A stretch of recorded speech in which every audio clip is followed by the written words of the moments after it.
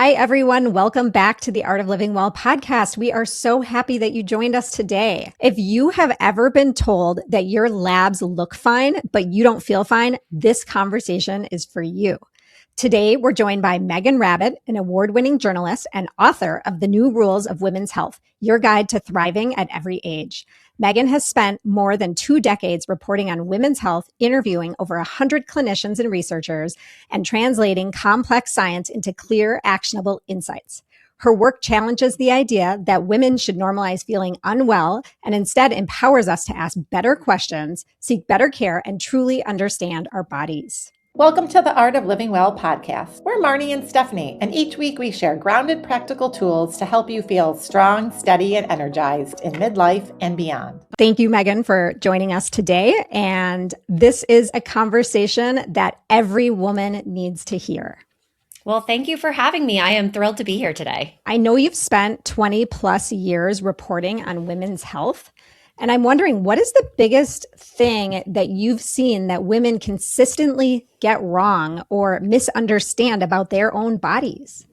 Yeah, I think that unfortunately, none of us really get a great education about our bodies, right? Unless we go into medical school or school to become a nurse or another clinician, we just don't get a good, solid education about how we work and what symptoms we should be on the lookout for. And even things like our menstrual cycle. What's normal for me might be different than, is likely different than what's normal for you.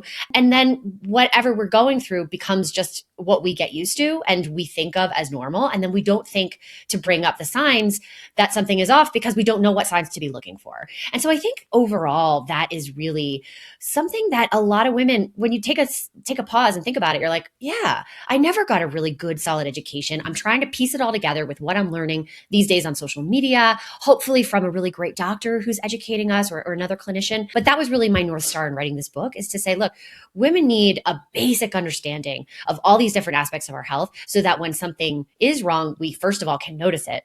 And then when we do make an appointment to go see someone about that, we feel really confident in those appointments, to be able to have the knowledge we need and the words, the language we need to talk about our bodies in ways that are going to get us the help we need and deserve. Absolutely. I mean, we couldn't agree more. And it's all about really advocating for yourself. But if you don't know what to advocate for or what's wrong or what's normal, then that leaves you really behind the 8 ball, which is why this book is so critical for right now. So what made you feel like this book needed to exist right now? Yeah, I think for so many years, we just didn't study women. Yeah. Women's health was understudied. It was underfunded. Research on our bodies to help us collectively understand how we're different than men just wasn't happening, but that has changed. We still have a long way to go, but we do have more information. And so why this book right now is because I thought, we need to share what we have learned about what's different about women's hearts versus male hearts. Our brains are different than the male brain. And so let's put into this book what we do know based on interviews with 132 all-female researchers, scientists, clinicians who I've interviewed for this book to really give women what we need to know now. So that in fairness, what this knowledge, it's all evidence-based. And what it can help us do is then when we hear things on social media, on podcasts, et cetera, we feel like we've got this baseline knowledge to be able to then judge that information. First of all, is it accurate? Is it valid? But also, does it work for me based on my personal health history and family health history? Absolutely. And I was just going to say, I have 2 daughters, and I remember turning 13 myself and getting my period and learning about sex and all of that stuff. I learned some of it at school. My parents told me nothing. Literally, what I learned from my friends. And a lot of it, I think, was not accurate. So I think this book is amazing. And it's give it to your teenage daughters, right? That's who needs to be reading this book so that they can grow up and feel empowered in their own right with their own bodies. Well, one of the biggest compliments I have received since this book has been out in the world is women who are my age or around my age. I just turned 47, who have teenage daughters or preteens. They have said to me, Meghan, my daughter took my copy of your book and I'm finding it on her bedside table or in her bed because she fell asleep reading it.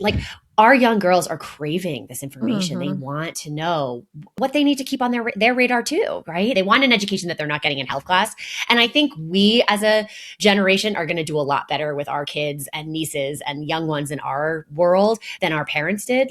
My mom had the best intentions, right? But she did better than her mom, but we're going to do even better than what our moms did for us, right? Yes. And when I was reading through the book I thought about was what to expect when you're expecting. Because when I read that book, and that's only if you read that book, if for those that are going to have a baby and get pregnant, I learned so much about my body then that I didn't know. And I remember thinking like, gosh, why didn't I know this before? And this book is like for every female. It doesn't matter if you're pregnant or not, right? And that only addressed one little snippet of women's health. And I feel like this book is similar. It's going to be like that book for everyone. And like you said, for teens. And now I'm thinking I have a teenage daughter. I'm like, I'm just going to drop it in her room today. I love that. Yeah. And what to expect when you're expecting, it was like the Bible, right? It's funny. I started my career at Parenting Magazine. And so I worked with the author of that book on articles for us at Parenting. And it really was this book that everyone who got pregnant was like, okay, now what do I need to know? Right. And it was this reference. You didn't necessarily read it cover to cover, right? But it was there on your coffee table so that, or on your bookshelf so that you could pick it up when you had a question.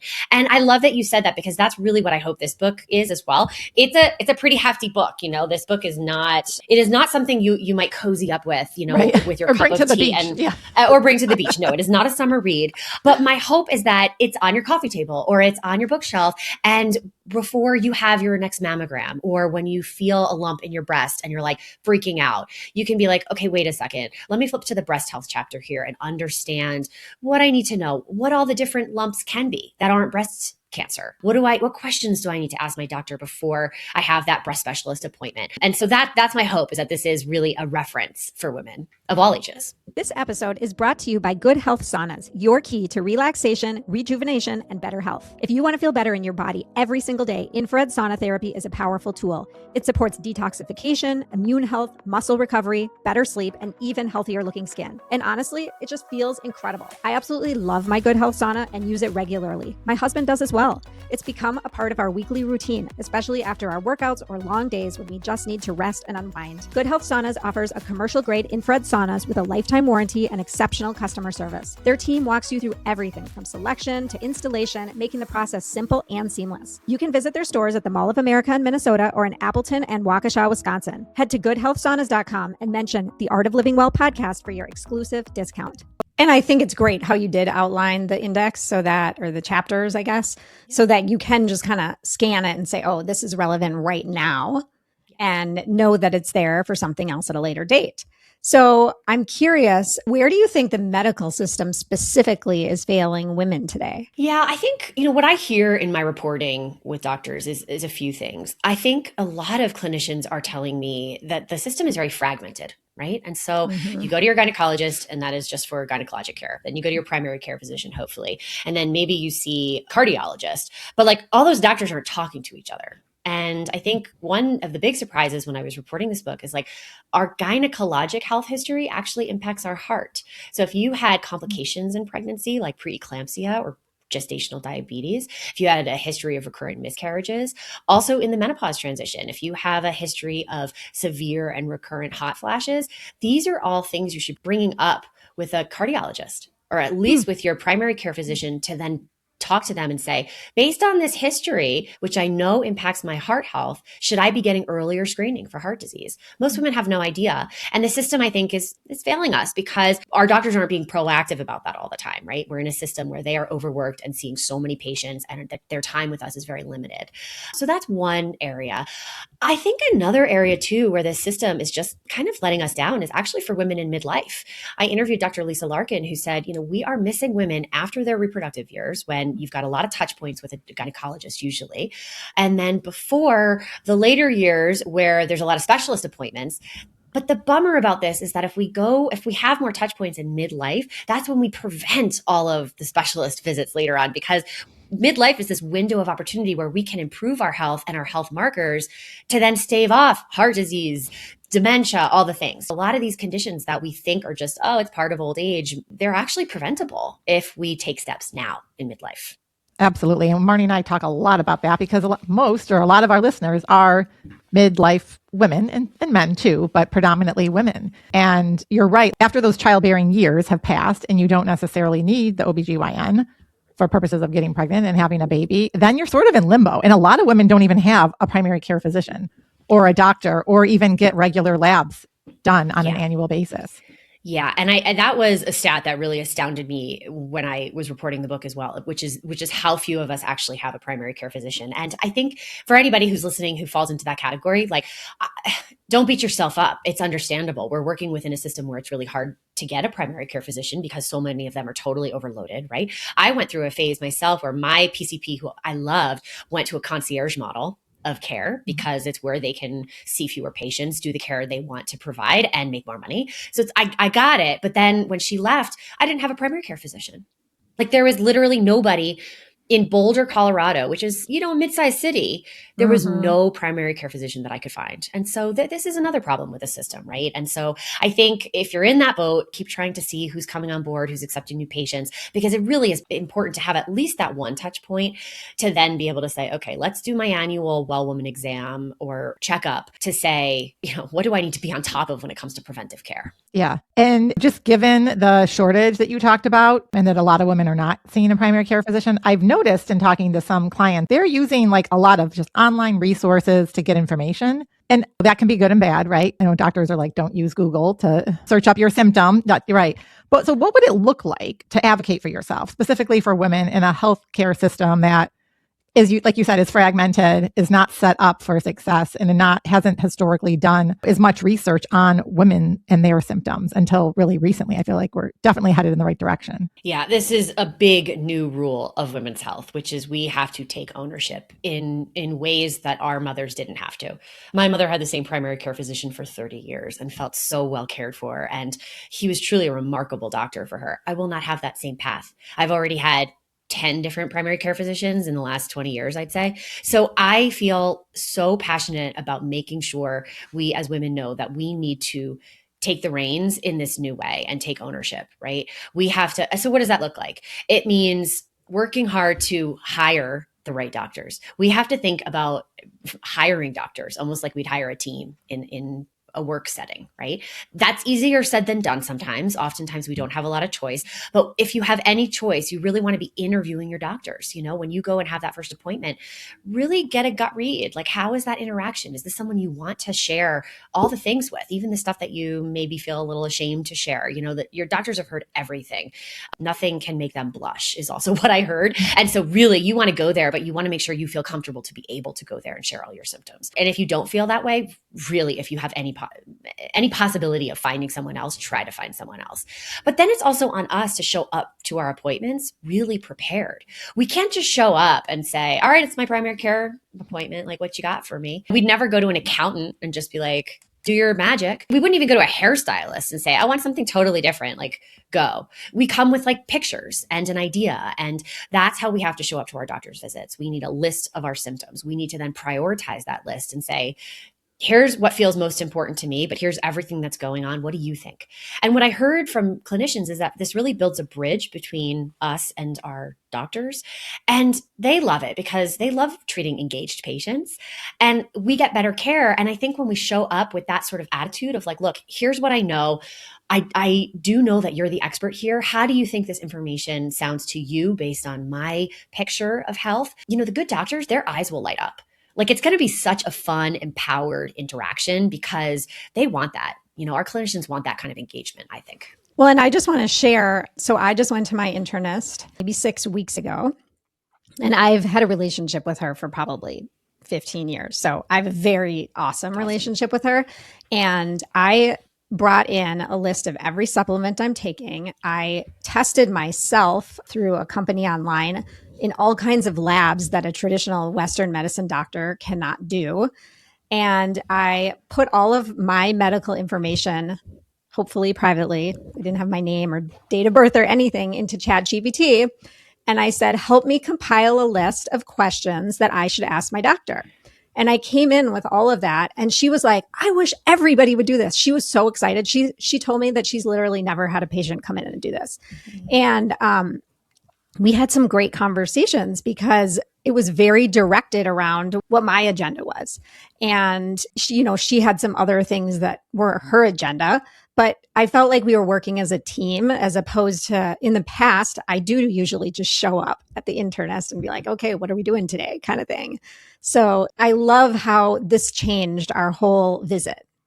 You know what's interesting about that, Marnie, is that I just interviewed a doctor who said what she recommends is that patients use ChatGPT or other AI models not for answers, but Right. to know what questions we should be asking our doctor. So you totally nailed it. It's just like, okay, here's what's happening for me. What would you ask your primary care physician if you're a 47-year-old woman who's dealing with X, Y, and Z or whatever it is, And I think absolutely utilize those search platforms. I think when it comes to getting responses from AI. This is in my book, and I felt it was important to talk about because there are actually people researching AI, obviously, and what kind of responses we're getting. And the thing is, AI, these large language models, are based on the internet, which is biased and sexist and racist. And so keep in mind that if you are a woman of color, this information you're getting is probably a little bit skewed toward a white woman or a white man. And so it's important to keep that in mind. So if you are looking to these search engines and these AI models for responses to questions you have, just really, really important to keep everything with a grain of salt. And then you're going to want to fact check. And I'd say even with the questions that an AI model spits out, gut check it. Does this sound like about right? Does this work based on my situation? Yeah, okay. But don't take it all as like gold.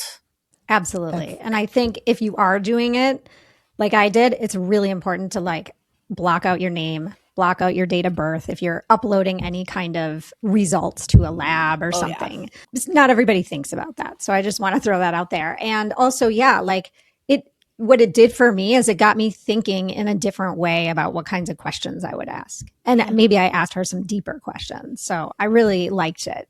Yeah, I have a colleague actually who read the breast health chapter of my book after she had found a lump. And sure enough, they did some follow-up testing and she needed a biopsy. And so she had an appointment with a breast specialist. And she called me after and said, this doctor was like floored because I came in with so much information. And she actually said to me, we were able to cover so much more because you came in with this like baseline knowledge. Mm-hmm. And so I think that is really, really important. It's to your question, Stephanie, about how do we advocate for ourselves? Education. We educate ourselves first and foremost. We understand what we don't know. We try to get even just a basic grasp of the information so that not only are those interactions with our doctors, they just feel better, but we feel better. A lot of people say knowledge is power. I feel like knowledge is an empowerment. It gives us this sense of feeling empowered where we're confident. And then that's also how we can check out a doctor. If the doctor then is like, looks annoyed and doesn't like your doctor, Marnie, say, I wish all patients were like this. If at all possible, find a new doctor. Summer is here, and if you're feeling a little sluggish after spring celebrations, graduation parties, travel, or just a few too many treats, now is the perfect time for a reset. Our Do It Anytime Vitality Reboot is designed to help you feel energized, refreshed, and back in control of your health without extreme restrictions or complicated protocols. So if you're dealing with bloating, digestive issues, brain fog, low energy, sugar cravings, trouble losing weight, poor sleep, or you just simply don't feel like yourself, this program is for you. You'll learn how to support your body's natural detoxification pathways and restore the energy and mental clarity you've been missing. And because it's self-paced, you can start whenever it works for your schedule, before vacation, after vacation, or anytime you need a healthy reset. Visit the link in our show notes to learn more and join us. Your healthiest, most vibrant self is right around the corner. Well, and like Marnie said, it's like a team approach and it almost becomes it's a partnership. And what I've even noticed with one of she's a nurse practitioner. She'll share information and books with me and resources, and I'll share information with her. And she's learning too. Part of it is because we're in this space. So I'm learning new things all the time, and I'll share resources with her. And it's collaborative. And not to say, obviously, she's the professional, but when you go in with information or resources and things that you've done, it's a whole different ballgame. Totally. Yeah. And it's shared decision making. That's what the term is these days. And if a doctor doesn't want that for you and that doctor, it's not the standard of care. Right now, it's shared decision making. This is, a doctor beautifully told me, we know bodies, but you know your body. And so we need to be listening to ourselves. And I think especially as women, we're talking about women's health right now. As women, we've got this intuitive sense, it's just, we cannot ignore that. We can't just power through. That's another big new rule of women's health. I think for years, we just powered through our pain. We were of the generation, we were taught to buck up, buttercup. You're a tough girl. Don't complain. Don't cry. And it's like, what did that lead to? Years of ignoring symptoms, pushing through pain, which actually made our pain worse. It's time to say, no, I've got a niggling sense that something is wrong. I'm going to get care. Absolutely. Yes. And I think we're in a different place than like my parents' generation or our parents, who like I still see them going to the doctor, and whatever the doctor says is the word of God, basically. And they don't question it. They don't think about other things. They just listen. And as much as I try to say, you have to advocate for what you're feeling, if you're questioning something, it's just their generation is just thinks differently about medicine. Yeah. Yeah, I think you're right. Yeah.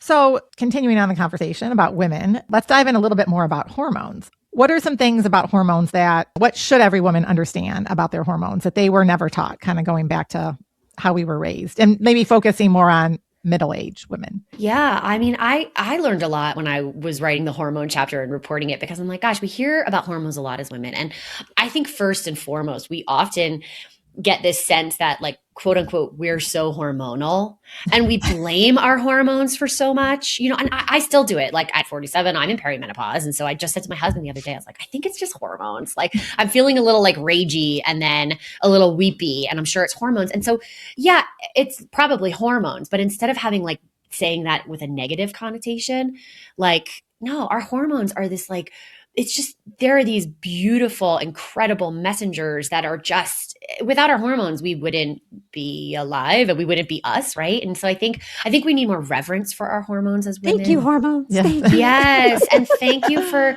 creating this like symphony in our bodies, And then when we do have that reverence for them, I think we can then clue in a little bit more to when things might be off. And instead of just being like brushing it off, like, oh, it's just my hormones going crazy during perimenopause. It's like, no, wait, like, let me get curious. What's happening? How am I feeling? What hormone could that be? And so I think it's a great thing that we're collectively talking more about menopause and the menopause transition, the lead up to menopause, which is perimenopause, because it's making it so that, oh, we're getting more curious about our hormones. What's happening? What are they? What's happening with them to make us have symptoms? And so I really tried to outline a lot of that in the book. So if someone's feeling hormonally off, what would you suggest she go do?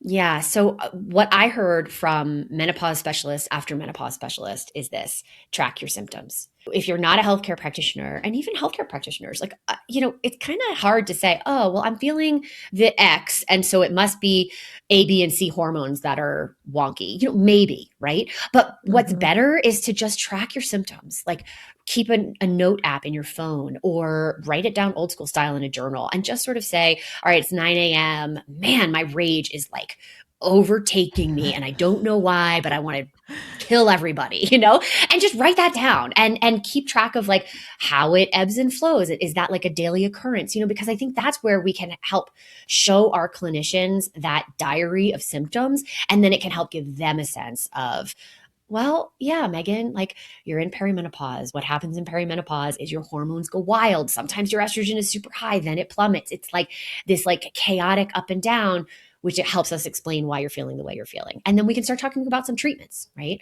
I think, when it comes to puberty as well, it's like all these hormones are coming on board, right? It's like something you can maybe do with young girls, daughters in your life, nieces, is just say, it might be a little trickier with them, but just like track how you're feeling. Like your hormones they're coming on. If you're feeling a little weird, there's a real physiologic reason for that. And, keep track of it. Let's talk to your doctor about it. Yeah, that's such great advice. And talking a little bit about eating to optimize, which you challenge in the book, what does that mean and what should women be focusing on instead? Yeah, the nutrition chapter of the book, I rewrote at a certain point because initially I was really, just taking a deep dive into all the macronutrients and micronutrients and what we need and how to optimize. And I think really as women, all of us can relate to diet culture and just the pervasive negative impact that has and maybe has had in our lives. And so it became really important for me to really tackle issues like weight stigma, which keep women from going to the doctor just because they don't want to get on a scale. It felt really important to talk about eating for nourishment and enjoyment because these are important aspects of why we eat, right? As well as let's have the protein conversation. Let's have the fiber conversation. So I think taking a bird's eye view and zooming out, what I understood from all the interviews I did is like, if you feel like there's room for progress in your diet, if you feel like you could probably get rid of some of the simple sugars, increase your protein intake, increase your fiber intake, Start where you are. Start with what feels like the lowest hanging fruit for you and be consistent with that thing. So can you add some extra vegetables like frozen cauliflower rice and some spinach to your morning smoothie to get an extra hit of fiber? Can you start adding some hemp seeds and chia seeds and flax seeds to that smoothie and start getting used to the taste of that to add that extra fiber? And just do that in your morning smoothie. And then forget about all the other things. And when you're on a roll with that and you're consistent with that, then add something else in. Because I think we can just get so overwhelmed and we can let perfection be the enemy of the good. And we are living in a time where everyone wants to optimize everything. And I don't know about you, but I definitely am like, oh my gosh, I'm not sitting in a sauna for a half hour after my weight training workout. And then I'm not getting like my 30 grams of fiber in my morning smoothie along with my 30 grams of, it's just like, oh my gosh, like Meghan, chill, And I think, so if you're feeling overwhelmed, I totally get it. Deep breath. And really what I heard from expert after expert is start where you can and be consistent. Yes. Grow from there. Stephanie and I talk about that a lot on this podcast. And it's also very bio individual, right? Like what works for you, Meghan, is not going to work for me. And it's not necessarily going to work for Stephanie. So we very much take that baby step approach and maybe just getting the biggest bang for your buck, whatever that is. Yeah. And remembering that food is nourishment. I interviewed a dietitian for this book and she said something that really changed the way I talk about food, particularly among my female peers, which is like oftentimes like think about the last time you were out for dinner and maybe the bread basket with the focaccia and the beautiful sourdough and the butter with all that smoked sea salt on top comes and you're like, I'm going to enjoy this because I'm going to hit a hard workout in the morning, like I'm carbo loading, or like we quantify and we feel like we need validation for making choices when it's like, no, enjoy the bread. You're out to eat with a friend. Like just have it. Yeah. I think there's a big shift that we as women still need to continue to intentionally make when it comes to, I don't need to justify my food choices. I want to eat this because the bread looks delicious. Yeah. No, I think you hit the nail on the head with justify.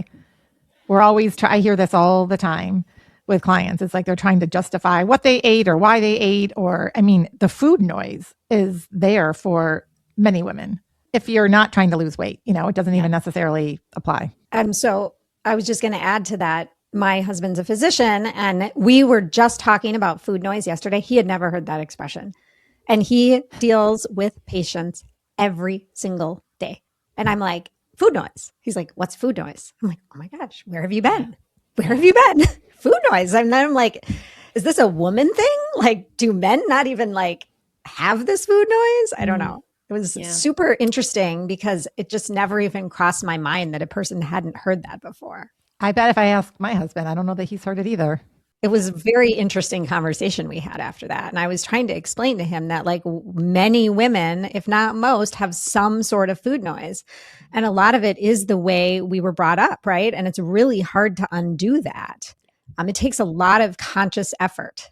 Yeah, totally. And a real paradigm shift for a lot of women. One thing I started doing after I really tucked into the weight stigma research and how it stops a lot of women from going to the doctor. A couple things. I think for anyone living in a larger body, know that you have every right in any clinician's visit to say, if they start talking about your weight first and foremost, you can say, can we please have the conversation about my weight at the end of the appointment? Can you please talk about other aspects of my health that need to be talked about right now? And that is something you can do to advocate for yourself. If you're not in a larger body, in a sort of quote unquote normal size body, you can still do your part to help reduce weight stigma by doing something like if you're going to a doctor's visit where it's not necessary to be weighed, request not to be weighed. So I do that sometimes. Like I usually get weighed at like my annual PCP visit because it's like, okay, let's see what the trends are over time, right? But if it's like another kind of visit and someone says to me, please get on the scale, I'll be like, is this necessary? And they look at me kind of surprised because I do live in a quote unquote normal size body. And I'm just like, I don't think it's necessary right now. And it sort of just makes that medical assistant stop and say, it's not necessary. Or maybe I should ask before I just tell someone to get on the scale. Would it be okay if I weigh you? How do you feel about that? That's a great tip because I do think it can then impact someone's just their mental state and how they feel about themselves. And it's just a number on the scale. It doesn't say anything about who you are, right? But it does. Oh, and we identify with it. And it's like, even if, again, if weight isn't something that your doctor is going to bring up with you, but if you are like, oh my God, I gained 10 pounds. And this happens in midlife, right? Our bodies change and we're doing the same things. And then suddenly we're like, what is going on? Yeah. Yeah. It's like, if you don't want that to be the focus of this visit, request not to get on the scale. Absolutely. Okay, I want to change gears because we want to get to sexual health. I think this is a big topic with women. And there's still so much discomfort around conversations about libido and fertility and sex drive and all of that. And what are some myths that you see that women still believe today in this area? Oh, yeah. I mean, I have a whole chapter on sexual health because it is such an important aspect of our lives. And it is one where there is still a lot of shame and stigma. I heard from a lot of doctors I interviewed who said it's a real bummer for them because oftentimes a sexual health issue is why a woman makes an appointment, but it's what they bring up basically like when they're walking out the door. I had one physician say, I wish I could have, like, I could schedule an extra 20 minutes onto every appointment where I talk to the woman as she's walking to the elevator, because that's usually when this kind of topic comes up. Right. And so I think, first off, it's like, if you're struggling with some aspect of your sexual health, it's like, don't bury the lead, as we say in journalism. If that is important to you, like, bring that up first and foremost, like rip the Band-Aid off, say, I want to talk about this, and also narrate your experience. You can say, I want to talk about the fact that I have no sex drive whatsoever, and I'm really ashamed and embarrassed about this. And this feels like a really vulnerable conversation for me to have. It's something I don't want to bring up, but I know I want to bring it up because I want to talk to you about treatment options. And even if you just narrate your experience with a doctor, I think the right doctor is going to be like, thank you for bringing that up. Let's talk about this now, in a way that feels, more comfortable for you. And so I think another big takeaway for me after working on this book and reporting on sexual health is that there really are treatments that span everything from medication to therapy. Sex is biopsychosocial, right? Like, there's a lot of different aspects that go into our sexual well-being. And so it really is worth a conversation to unpack what's going on for you, what your symptoms are, what's happening. And even when I say medication, a lot of people might think, like, I don't want a pill for, like the female version of Viagra, but there's also like vaginal estrogen. For women in midlife, this is a topical hormone that does not spread systemically, that so many sexual health medical practitioners, specialists are saying, for women in midlife who are dealing with the genital urinary syndrome of menopause, which is dryness and urinary issues, pelvic floor issues, vaginal estrogen can be a game changer because it can take away pain that's associated with sex. If there's pain associated with sex, you're probably not going to want to have sex, right? So it's just, there's so many different aspects. And I think really, whatever you're dealing with, know that you're not alone. Your doctor has heard it before. Just really, it's worth talking about exactly what you're going through so you can try to get the treatment and the help that's right for you. Yeah. And what are the myths that a lot of women are walking around today still believing when it comes to their sexual health? I think a big myth is that it's only me. All my friends are having this rockin' sex in midlife, and I'm the only one who has pain with sex or who doesn't want it. Like, oh my gosh, you're so normal. I think another big myth I'm hearing from a lot of doctors who are increasingly talking about vaginal estrogen and how that really should be on all of our radar in midlife is that if I'm not having sex, I don't need vaginal estrogen. It's only for sexual health. And that is so not true. Like there are so many estrogen and testosterone receptors in our vulva. And when those hormones go down in midlife, it impacts that tissue. And so there can be a lot of pain or irritation or, recurrent UTIs actually can be treated and prevented with vaginal estrogen is what my reporting is increasingly showing and research is increasingly showing. And so, I think if you don't have a partner, your sexual health is still important. And the health of your vulva and your vagina is still important. Yeah. I mean, any other myths that you guys hear around that or that you think are still perpetuating? I mean, I think it's not necessarily a myth, but I think I just know so many women that say they don't have the desire to have sex anymore. That is so true. It needs to be unpacked. This is what I would say to that person, right? Because there could be so many reasons for that. And at the end of the day, maybe you really still do have the desire, but there's so many other factors that are playing into it. I don't know. Totally, Marty. And I'm so glad you brought that up because this was part of the chapter that really blew my mind. I interviewed Dr. Emily Nagoski. So she has written incredible books on sex. And what she helped me unpack and what she is known for really explaining beautifully is the difference between spontaneous desire and responsive desire. And so let's say someone listening is like, yeah, I don't have any desire to have sex. Like, and also like just to normalize it, even among my women, my age group in our late 40s, this is so common. We are all talking about this when we were hiking and when we were having coffee. It's just like, God, I miss my old sex drive, right?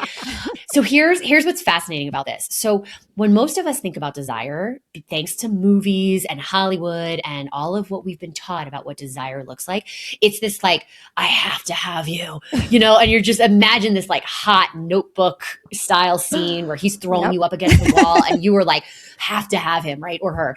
And it's just like, that is spontaneous desire. Sometimes that happens, right? Sometimes you might look at your husband or a man walking down the street and like, oh my God, you just are like turned on, right? That is much more rare than what is called responsive desire, which Dr. Nagoski explains so beautifully, which is like, all right, there's a party on Friday night. And in this analogy, the party is sex. And that when you get there, you're probably going to have fun, but you got to hire the babysitter. You got to drive there on a Friday night. You got to put on party clothes instead of your pajamas and sit on the couch, which is what you really want to do. But once you get there, you're probably like, oh, look, my friends are here. The music's good. I'm going to have some charcuterie, and you have fun. That's responsive desire. So if you're like, all right, I guess we're going to have sex. But then once you start having sex, your body responds and you have fun. And you're like, oh, that was nice.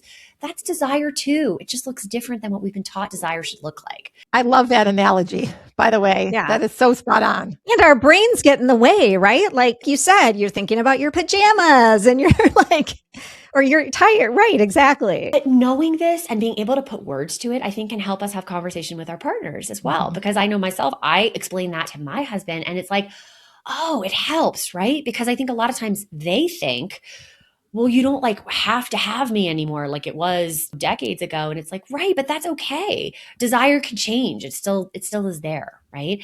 And then I think another thing too that really impacts our desire that we have to talk about is our body changing in midlife and in menopause, right? And these are very physical changes, like we talked about, like the genitourinary syndrome of menopause, which definitely impacts sex. It can if we don't get that treated, but also sleep. If you're not sleeping well and if you feel exhausted, who wants to have sex when you want your jams and a good Netflix show and the couch? Like this is normal. And so I think a lot of times too, what a sexual medicine specialist at Cleveland Clinic told me, Dr. Pelin Batur, she said, oftentimes when I have conversations with my patients about all these different aspects of sex, they realize like, oh, I'm normal and I don't need a pill. I just need to like focus on better sleep, or I need to get some vaginal estrogen to treat my GSM, or, and it's like, it becomes so much more manageable and approachable and not so scary because we have the conversation and we understand all the various aspects of it. Oh gosh. I love this segment right here that we're talking about. Such an important topic. It's important and we don't talk enough about it, right? Yeah. Yeah. Well, thank you for bringing it up today and for obviously just writing the book and sharing all this insight and all the research that you've done with everyone. Yeah. It was an honor. So what conversations do you hope we're having 10 years from now? Oh, I think in 10 years from now, my biggest hope is that we have so much more research that I need to write this. Everything in here needs to be updated. I was really intentional with this book to make sure it's not filled with like new research shows this, because that new research is going to get updated, right? It really is like the core education and understanding we need. But my hope is that in 10 years, we have an even deeper core understanding about sex specific health, right? So we have done so much more research on women specifically and understand even more about how our hearts are different than our male counterparts, how our brains are different than our male counterparts. So that's my hope. And I hope too, and I think we're going to get here. I think the first part remains to be seen. I think we still live in a patriarchy where we need to be putting more effort into funding and studying women. My belief is that the young women today, they are not going to feel as much shame as we do about certain topics. They're not going to feel the stigma. They're going to talk much more openly than even our generation is talking. And so I'm really hopeful about that. I think I get so inspired by the young generation now. I think about my nieces. One of my nieces is in graduate school right now, but my other two nieces are small, like they're 13 and 10, they're young. And I think about like, gosh, I really feel like they're going to look at me when they're in their 30s and be like, are you kidding me, Aunt Maggie? You drank alcohol? Gross, or, that's maybe a silly example, but like, I think they're also going to be like, just so much more comfortable talking about the things that still make me blush, and I think that I'm excited for that. Yes, I couldn't agree more. So Meghan, where can people find you, buy your book? Yeah. My book is called The New Rules of Women's Health. You can find it everywhere you buy books. So Amazon, your favorite bookstore. Yay. Oh, we'll do. There we go. And then you can learn a little bit more about the book and about me at newrulesofwomenshealth.com. You can find me on Instagram at Meghan Rabbitt. And yeah, I'm just like, it's so cool to have this book out in the world. Really was a labor of love for 3 years, intensive reporting, writing, rewriting, fact checking. I hired 2 professional fact checkers to help me comb through every line of this book and make sure it was accurate, and all the evidence and science is there. So I really hope that we talked about this being like a coffee table book, pick up when something's going on. But my hope also is that if you leave it on the coffee table, the men in your life, our husbands, our brothers, our sons will also pick it up and say, like, let me understand so that I can help support you. Right. So, which is super important as well. Oh my gosh. Yes. So, Meghan, what does the art of living well mean to you? I believe it means slowing down enough in this busy life that we all live to listen to how we're really doing. Really, how do you feel? Can you take a deep breath in this moment and notice, like, oh, my low back is kind of cranky. Why? Like, oh, I'm stressed, Or, gosh, what are my menstrual cycles really like? Should I ask my doctor, is this normal? Is this too much bleeding? Yeah, the art of living well is listening to ourselves so that we can speak up for ourselves. Beautiful. Love that. Yeah. So, to our audience, what is one area of your health that you're ready to stop settling for and stop saying, this is just how it is, and ask better questions? We would love to hear from you. What stood out in this episode? Come share with us on Instagram or our Substack. We read and respond to every message and would love to help you on your journey to find your art of living well. Thank you so much, Meghan. Have a wonderful day. Thank you all. This was great. Bye. Thank you for tuning in to the Art of Living Well podcast. If today's episode inspired you, please subscribe, share, and leave us a review. It helps more people discover our show. And if you're ready to take your health and happiness to the next level, we would love to support you. Whether it's through our transformative group programs, personalized coaching, or functional medicine lab testing, we help uncover the root causes of your health challenges and unlock your vitality. Visit www.theartoflivingwell.us to learn more and book a free discovery call. Until next time, keep creating your art of living well.